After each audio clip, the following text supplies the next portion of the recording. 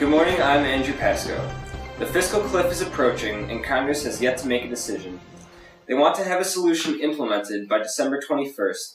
However, a bill must be proposed by the 18th in order for Congress to have a sufficient 3 days to review it. The term fiscal cliff is used to describe the expiration of the Bush tax cuts occurring in early 2013. If America falls off the cliff, a 2% tax increase on workers will be imposed on January 1st.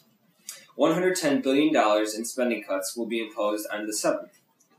$55 billion will be cut from domestic and defense spending. Joblessness would go up 9.2%, with the economy shrinking 1.3%.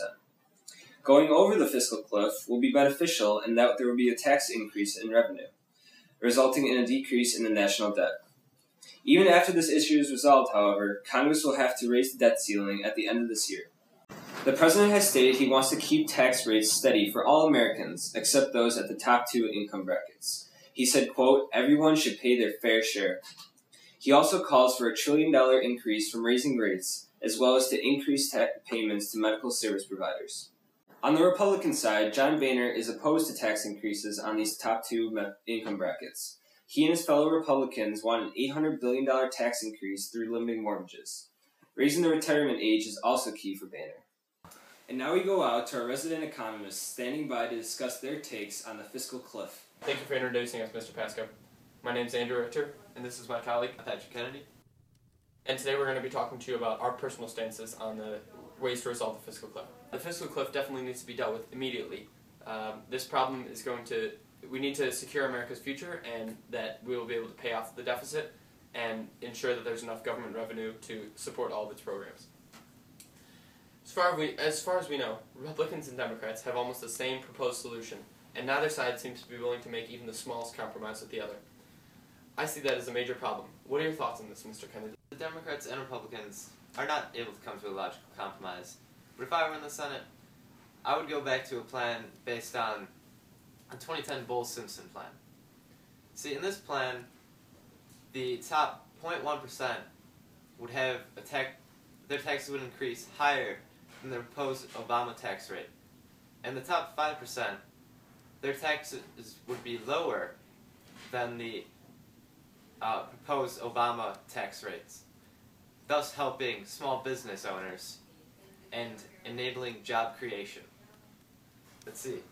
Also, the Bowles-Simpson plan would raise the Medicare eligibility age to 67. Also, we would be increasing the revenue to $2.6 trillion, decreasing the deficit. The other thing I would like to add to my plan is implementation of a carbon tax. But, Mr. Kennedy, doesn't raising taxes on the wealthier decrease the ability of small businesses to create jobs and contribute to the economy? It does in fact increase taxes on the top 5%, but it's still less than the Obama plan, and the only time it raises taxes higher than the Obama plan is on the top 0.1%, and these are the top earners, so they are the only people who will be affected by my plan. I agree with increasing the Medicare eligibility age. I think it would definitely help decrease the deficit. However, I also would like to decrease defense spending. I think we're wasting dollars on so-called wars in Iran and Afghanistan that we shouldn't be. What do you think about that? See, there are other countries out there who have it out there for America, and we need to make sure our citizens are protected. Listen, I think that you're just being kind of illogical. America doesn't need to keep its citizens safe. We are safe.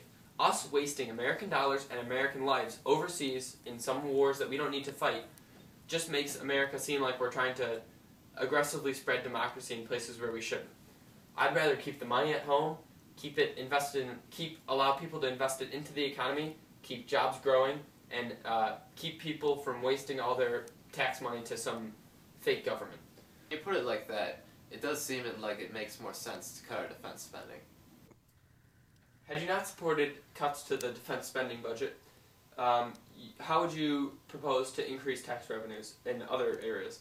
You were talking about a carbon tax before? Well, a carbon tax, which would be a $20 tax on every ton of carbon emitted by businesses, This would bring an additional $1.5 trillion in revenue to over a 10-year period. This would help the environment. This would help create more green jobs because it would be seen as more economically viable to use green energy. And it would also help decrease the deficit.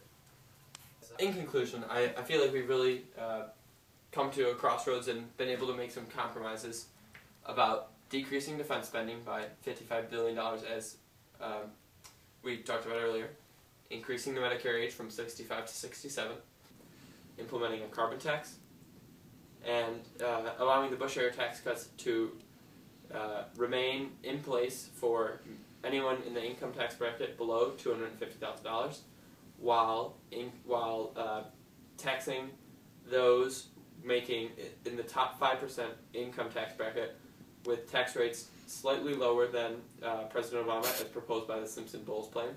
However, having a higher tax tax rate on the top 0.1% of Americans as proposed by the Simpson-Bowles plan. In turn, this would lead to debt reduction and reduction of the deficit and prevent us from falling off the fiscal cliff and hurting the economy. My, the fire sure is getting warm in here, isn't it?